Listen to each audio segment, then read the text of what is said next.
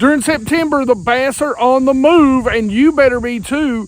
Here's 5 techniques that'll keep you catching them. That is right, the bass are on the move in September, and during the early part of September, they are tough to find and catch. So you're gonna have to cover a lot of water. And that's what these baits are about today, covering water. Now, I will say this, during September, during the new moon or the full moon, there is a certain bite that can be great. And we'll get into that a little bit later in the video. But these baits are gonna help you find bass, and really when you do find them, it can be some of the funnest bites of the year. But geeks, there's a lot of you out there that, you know, talk about having rough days and having, you know, a tough time, especially if you're new or you're learning. And I know, watching us and watching our fishing videos and watching the pros, I'm going to give you a little insight. You know, a lot of times when I'm out here, I'm fishing for about 4 hours. Some days we catch 1 or 2 fish. Some days we catch 5 by 12 or 1. And that's it. It's pretty tough where I'm at. And, you know, some days I beat myself up too, because I think I should be better. But it's kind of hard to do videos and fish and, you know, and work, right? So I run across something that I thought was kind of funny the other day. And I think it was the MPFL.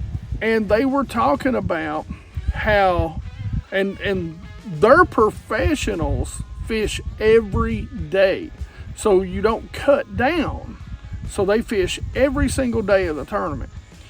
And they were talking about how this year it was a new record for them, that I want to say it was like 10 or 15%.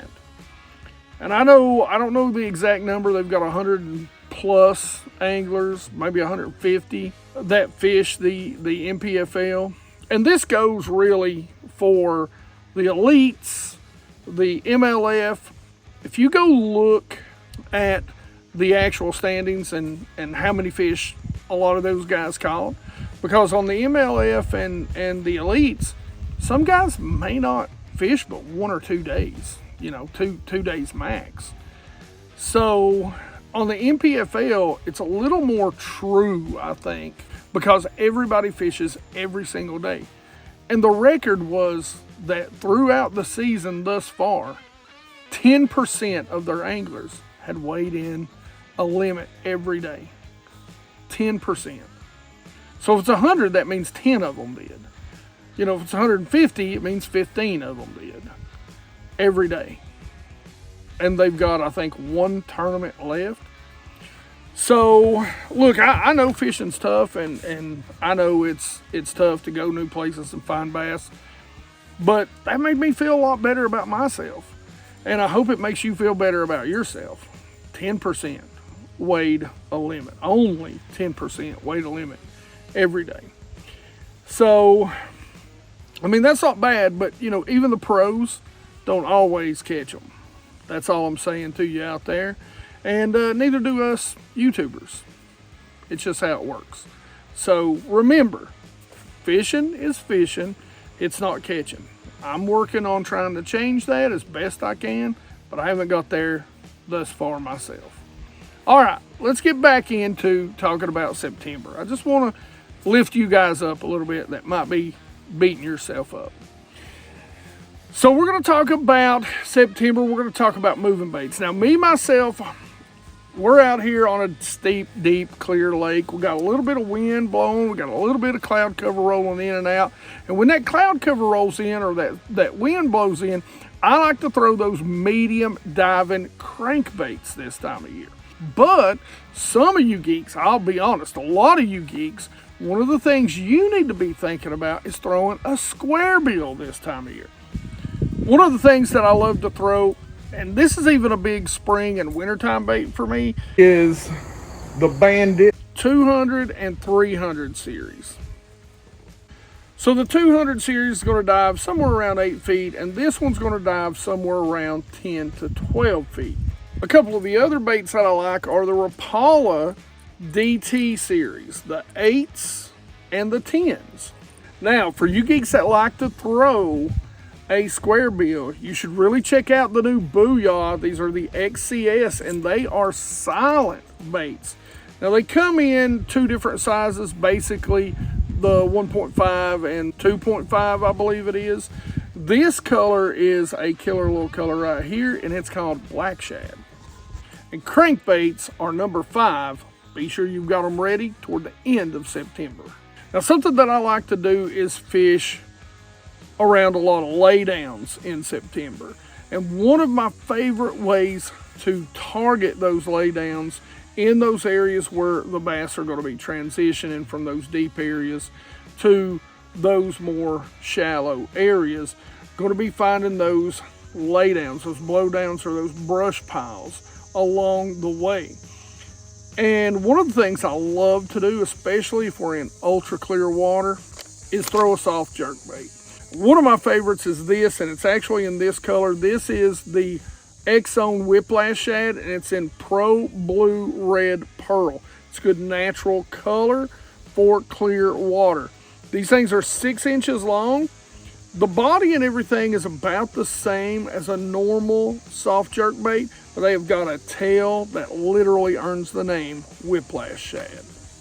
Next up, this is a bait that I've used for a long time, and I love this color. It is Ghost Shad. It's so good in the clear water. And this is the Caffeine Shad. Me and Mike was just talking about how good they are. I don't even drink coffee, but this bait makes me want to eat it every time I get it out of the package.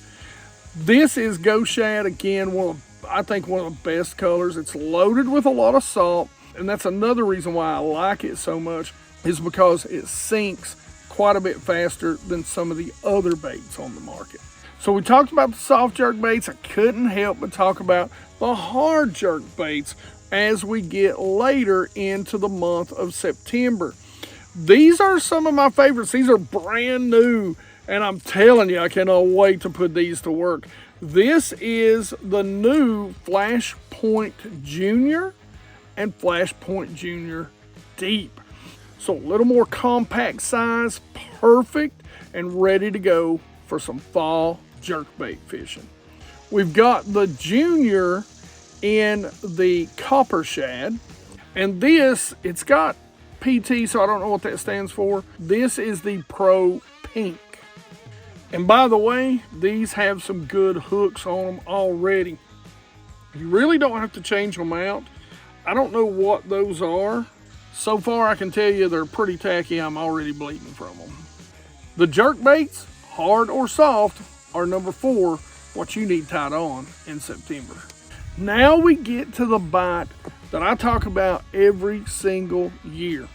I've seen a biologist. I have tried to find this. I know it was a live stream that Navionics had. Now, Garmin has bought out Navionics, and I think they've took down some of the old live streams that they did, but it just so happened the guy was in my neck of the woods, and he was talking about crawls and how he had studied crawls for years. And one of the things that he was talking about was in the month of September, how the crawls will molt, the big crawls.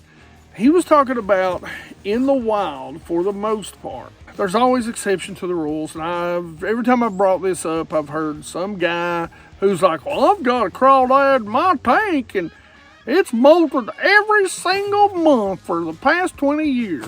Okay, look, it's in a tank. We're not talking about the wild, all right? You're feeding it. Of course it's going to grow. But the point I'm trying to make is this. There was a biologist who did a study on the crawls, and most of the time, like the crawls that are a year old would molt on the full moon, almost every single month of the first year of their life. But the bigger crawls tend to only molt about twice a year. And that is during the first part of the year, the spring, when they first come out, and during the last part of the year, So right around September. And one of the best times, some of them will molt on the full moon, but during the best times is during that new moon because they feel a little safer in the dark. Even during the day, during the first 3 days before and after, you should be throwing a jig, especially something like a casting jig or a football jig. Now this is one of my favorites, and of course I've got it tipped with a nice big trailer. I've got the J Bros Ditch Lobster. Yeah, this ain't no crawl, this is the Ditch Lobster on here. So a big old crawl. It's still very subtle. You want to stay a little more subtle unless you're in dirtier water and need the extra vibration.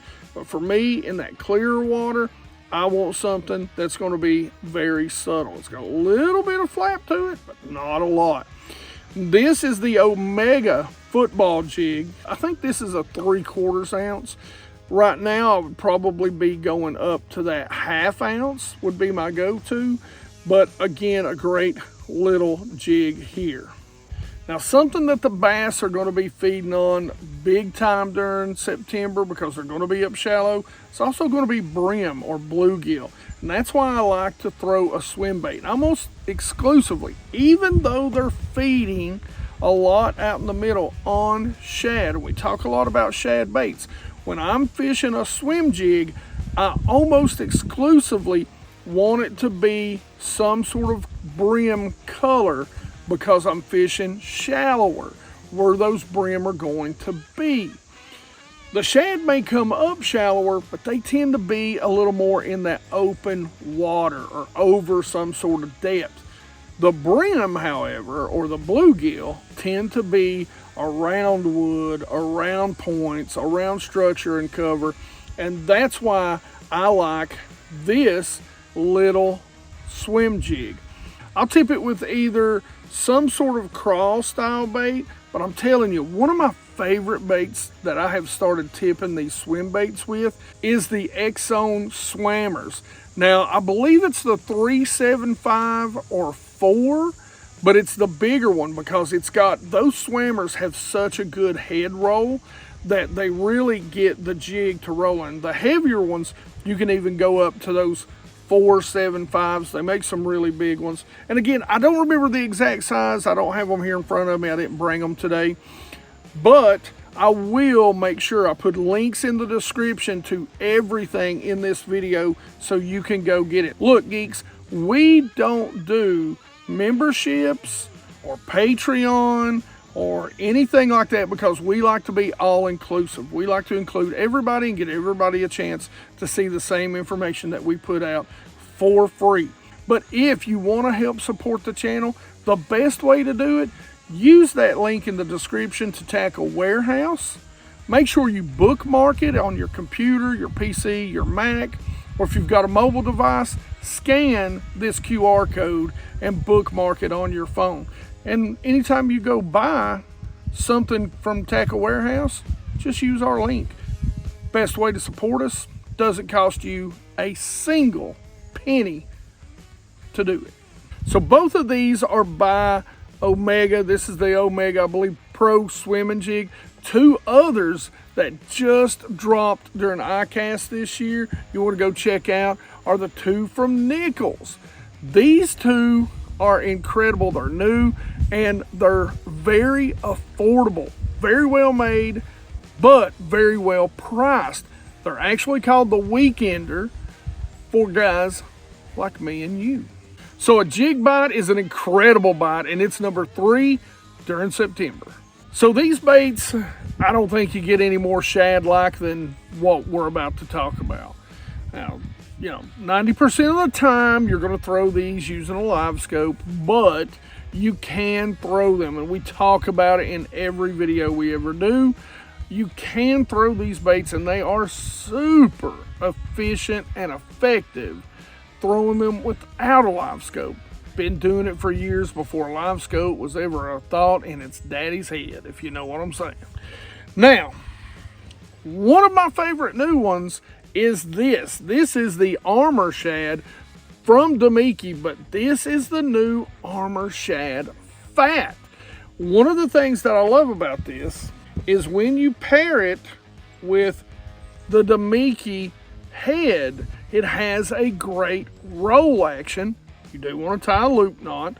It has an incredible roll action because of the belly. But we'll talk a little bit more about the heads that I like for these baits. This is one of my favorite colors right here. And I believe, again, this color is Pro Purple. Next up, one of my favorites, the FF Sonar Minnow. This is in clear shad. I love the Christie Natural shad. Now they've come out with some new colors. I have not got to put those to use yet, but I cannot wait. They also have this. This is a 3-inch.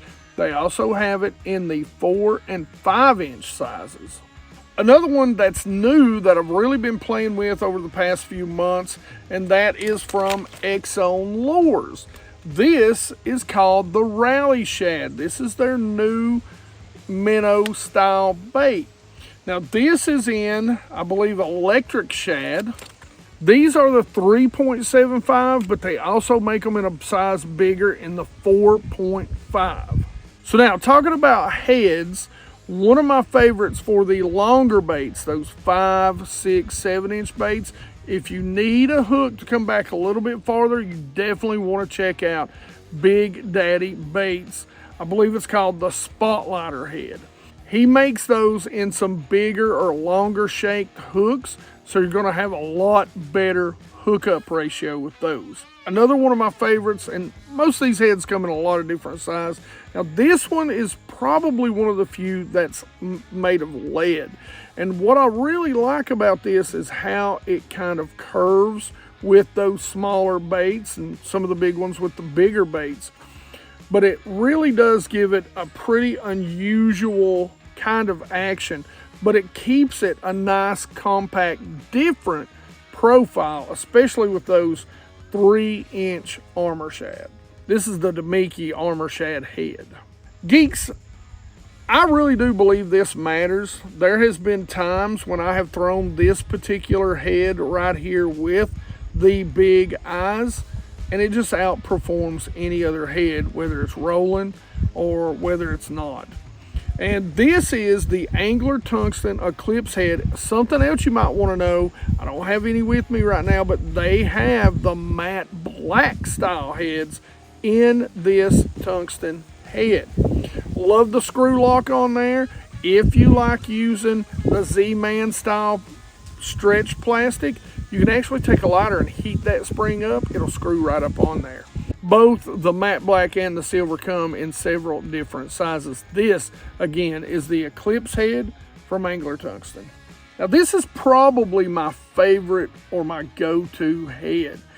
And we'll do a video one day talking about the difference between vertical minnow baits and rolling minnow baits. But a vertical, there's a little bit difference in how quickly they move horizontally through the water. This is Queen Tackle's rolling strolling head. And it really doesn't matter what bait you put on it. It's going to give it some roll action as you come through if you tie a loop knot to it. And number 2, it's the minnow baits. And you know what number 1's going to be in September, and it's going to be Topwater. I love Topwater. I think it normally, if I can get it started in the middle of winter, I will. If I can throw it all summer long, I will. Topwater is my favorite thing in the world to do. Now, these are 2 of my favorite topwater baits. We're going to talk about 2 different styles. There's a lot of good ones out there. This is the One Knocker from Hedden. This is just one of my favorites for the lakes that I fish. This is called Pearl Melon, and I mean, you can see how beat up and eat up this little bait. You can see how much work it's put in for me.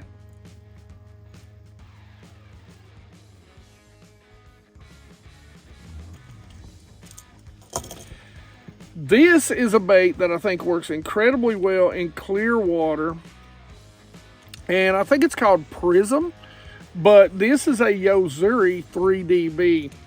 I think this is the junior, so it's the smaller size. But this is also a great little walking bait. And it is also a single knocker bait. You get in that clear water or a sunny day, this thing just has such a crazy reflection when it's walking. The bass just, if there was paint on it, they'd eat it off. Next up, probably one of my go-tos is going to be some sort of popping baits. Now, these two are by far my two favorite popping baits, and again, you can tell they've both been gnawed on quite a bit. You hear me talking a lot about both of these baits, and anybody can say what they want to say, but anybody that's used a Rico, a Royal Rico, knows, yes, it is an expensive bait, and no, I don't own many. As a matter of fact, this is the only one of my favorite colors that I own. I don't have a second one because they're like $23 a pop. And I know I used to be the same way. I used to tell people all the time that, I had two friends that used to tell me all the time that I needed to try them, that there's just something different about them. And I just couldn't imagine what would be so good about a $23 popper. I've caught bass on these things, this and a bone, over 120 foot. I mean, there is, after Christmas, I've done it. And so there is just something different about the Rico. Now this is a little different. It's really a prank. It's kind of this hybrid crank popper bait.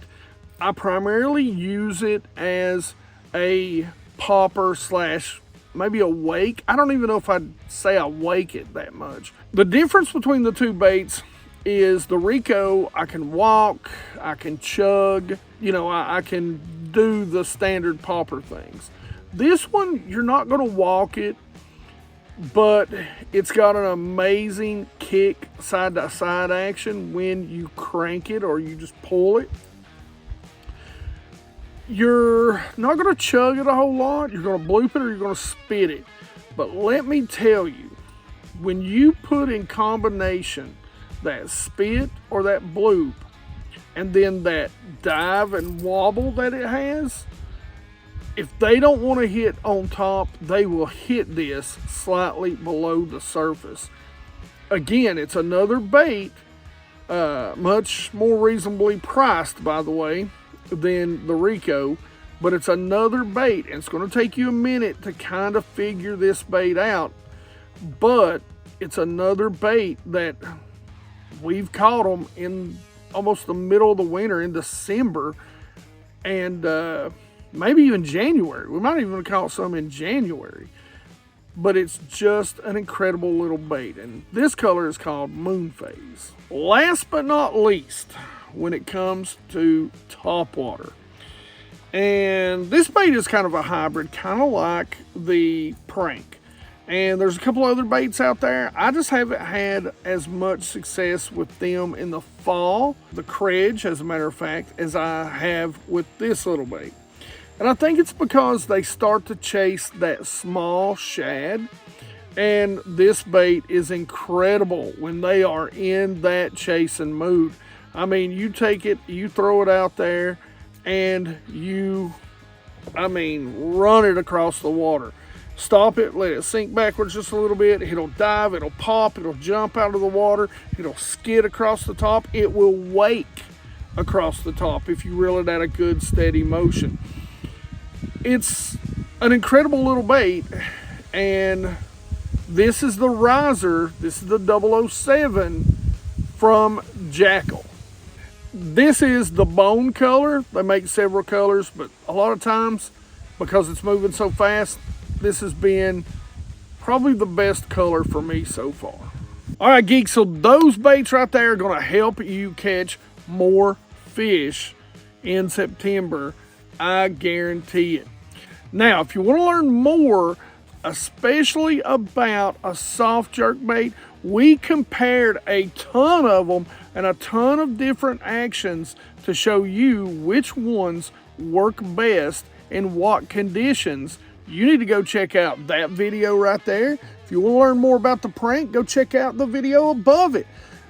Otherwise, questions, comments in the comment section below. Like it if you like it. Don't forget to subscribe. Make sure you ring that bell so you get the notifications. And be part of the 100% Watch Squad. You geeks rock.